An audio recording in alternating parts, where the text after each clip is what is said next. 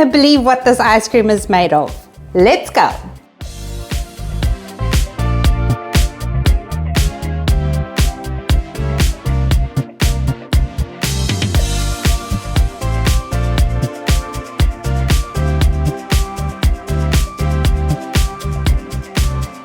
Okay, I won't leave you hanging. It's actually made of full-fat cottage cheese. And with just sweetener and vanilla extract, you can have a vanilla ice cream. But of course, we're not going to stop there. I'm going to show you how to add nuts, sugar-free chocolate, and berries. And I feel like even if you switch out the extract for your favorite banana or bubble gum, you can have your favorite ice cream. And make no mistake, this ice cream is actually super easy to make. We have a total of 3 minutes mixing time and simple ingredients, and then I'll take you through the freezing process and what to expect. The nutritional information and your shopping list is listed in the description box, and let's get into this recipe now.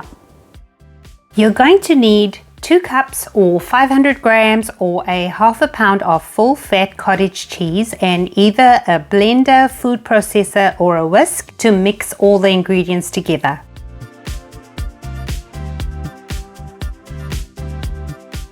I added my cottage cheese to the bowl, then 1 tablespoon of vanilla extract and a half cup of allulose, or you can also use powdered sweetener if you don't have allulose. Mix that together for about 1 minute, then scrape down the sides of the bowl to incorporate all the ingredients and mix for another minute, and that's it.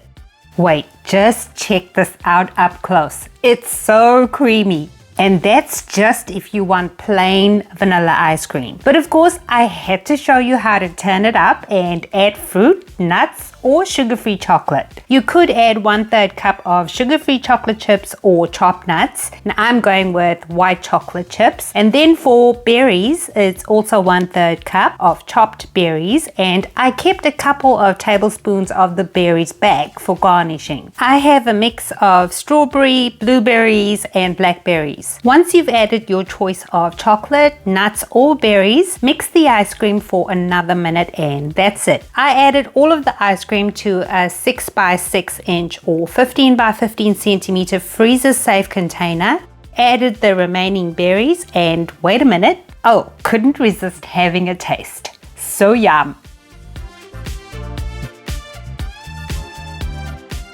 Cover and into the freezer it goes. This is how it looks straight out of the freezer, and no, it's not scoopable yet. For me, it took 2 hours for it to be scoopable, and that's after being completely frozen.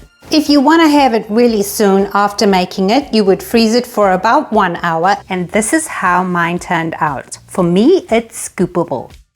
And here I'm just adding it to a sugar-free cone so you can drool, yes, but also to get an idea of the texture.